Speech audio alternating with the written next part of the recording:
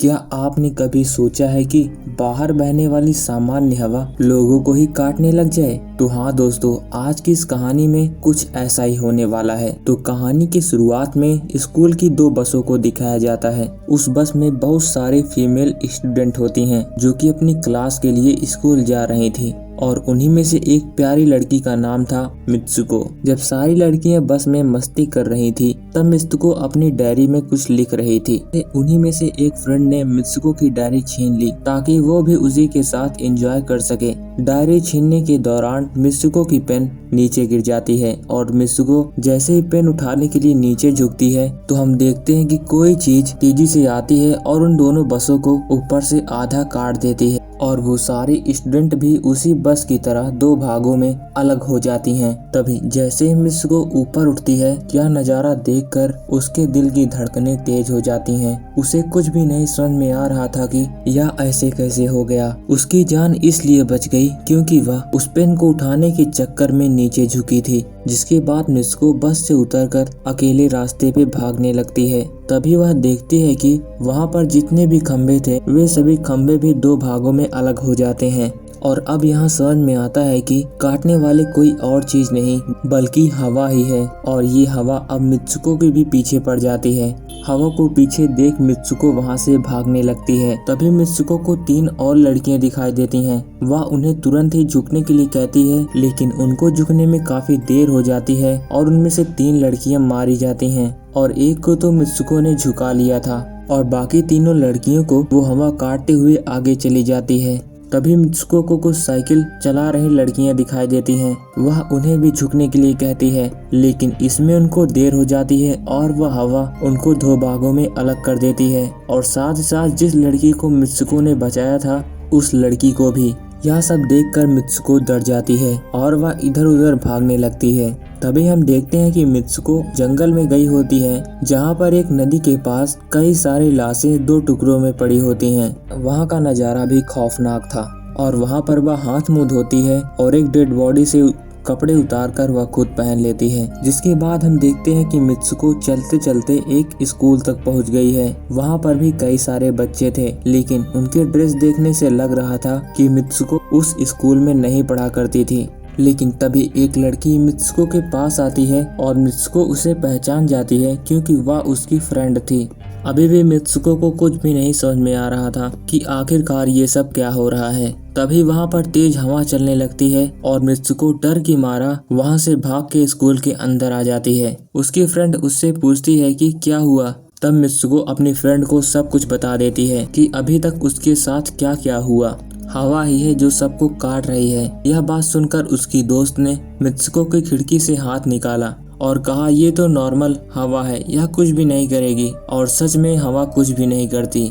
अब मित्सुको को लग रहा था कि वह उसका वहम होगा। जिसके बाद हम देखते हैं कि मित्सुको की दोस्त अपने दो दोस्तों को लेकर क्लास बंक करना चाहती थी, और जैसे ही वह क्लास बंक कर रहे थे तभी एक टीचर उनके सामने आ जाती है। लेकिन फिर भी वह क्लास को बंक करने के लिए स्कूल से बाहर निकल जाती हैं। वे चारों भागते भागते एक लेक के पास जाती हैं। तभी मित्सुको की बेस्ट फ्रेंड अपने फ्रेंड्स को भी मित्सुको के ख्वाब के बारे में बताती हैं, जो उसने देखा था। तभी उन्हीं में से एक लड़की कहती है, तुम फालतू में डर रही हो सकता है यह कांड तुम्हारे साथ किसी और दुनिया में हुआ हो। जिसके बाद वह लड़की एक पत्थर उठाती है और उस लेक में फेंक देती है और कहती है कि हो सकता है मैं इस दुनिया में पत्थर को फेंका ही ना हो। तभी मित्सुको देखती है कि लेक में से एक मगरमच्छ निकल के उस लड़की को खा जाता है। जिसके बाद मित्सुको को एक बार फिर होश आता है। तब वह देखती है कि वह लड़की बिल्कुल सेफ है, उसको किसी मगरमच्छ ने नहीं खाया।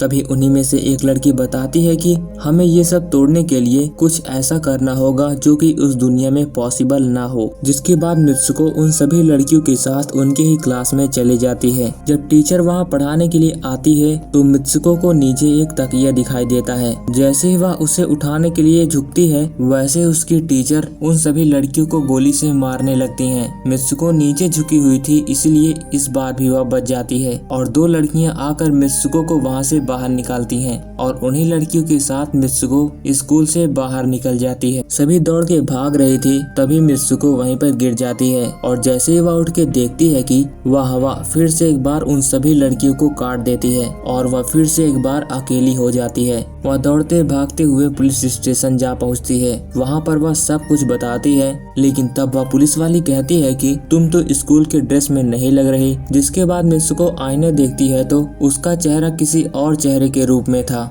और अभी उसकी शादी होने वाली थी। पुलिस तुरंत ही उसको साथ लेकर चर्च में पहुंचती है। मित्सुको चर्च में जाने के बाद देखती है कि वहां पर उसकी बेस्ट फ्रेंड भी थी। वह उससे इसके बारे में पूछती है तो वह बताती है कि अभी कुछ मत कहो, हम सब किसी के वश में हैं, जैसा मैं कहती हूँ तुम वैसा ही करो। जिसके बाद वह उसे वेडिंग ड्रेस पहनाती है और कुछ लड़कियां कमरे के अंदर आती हैं। तभी मित्सुको की दोस्त उन सबको मार देती है। मित्सुको जब स्टेज पर जा रही थी तभी वह स्टेज पर देखती है कि वहाँ तो एक ताबूत रखा हुआ था और जैसे ही वह उसे ताबूत को खोलती है उसमें से बड़ा इंसानी पिग बाहर आता है। यह सब देखकर मित्सुको डर जाती है और चिल्लाने लगती है। मित्सुको एक टूटी हुई बोतल से उसके गर्दन पर अटैक कर देती है और वहाँ पर अफरा तफरी मच जाती है। जब उसकी फ्रेंड मित्सुको को बाहर लेकर निकल रही थी तभी दो लड़कियां काले कपड़े में उनका रास्ता रोक लेती हैं, लेकिन उसकी फ्रेंड ने इन सबको भी मार के वहाँ से निकल जाती है। अब मित्सुको अकेले ही एक दिशा में भागती जा रही थी। तभी वह एक ऐसी जगह पहुँचती है और मिरर में खुद को देखती है तो उसका चेहरा अब दूसरे ही रूप में था और उसने रेसर के कपड़े पहने हुए थे। तभी वहाँ पर कुछ और रेसर आते हैं और मित्सुको को बताते हैं कि तुम खड़े क्यों हो, चलो दौड़ना शुरू करो।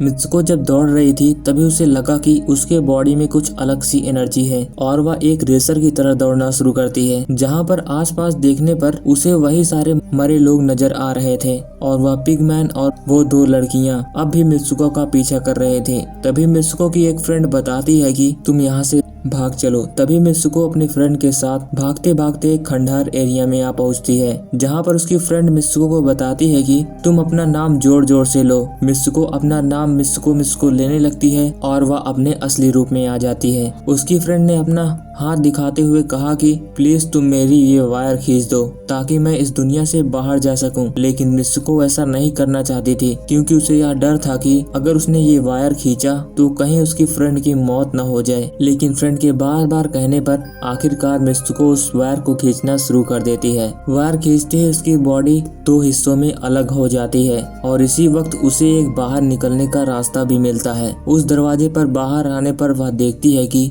अब वह असली इंसानों की दुनिया में आ चुकी है।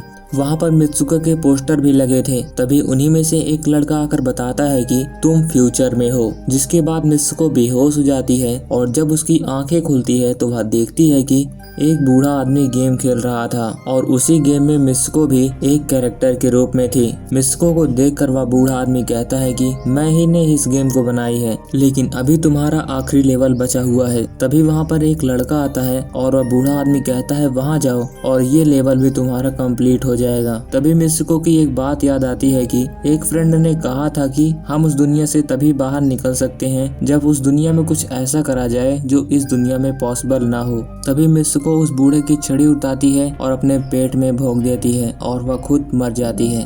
वह बूढ़ा आदमी चिल्लाने लगता है क्योंकि उसने कभी सोचा भी नहीं था मित्सुको कुछ ऐसा करेगी। जिसके बाद हम देखते हैं कि मित्सुको के जितने भी कैरेक्टर थे वह किसी तरह अपने आप को मार देते हैं और फिर हम अगले सीन में देखते हैं कि मित्सुको एक बर्फीली एरिया में लेटी हुई है और वह अब रियल वर्ल्ड में आ चुकी है और यह दिमाग घुमा देने वाली मूवी यहीं पर खत्म हो जाती है। तो मैं उम्मीद करता हूँ कि आपको यह मूवी समझ में आई होगी। तो मिलते हैं किसी और इंटरेस्टिंग स्टोरी के साथ, तब तक के लिए बाय बाय।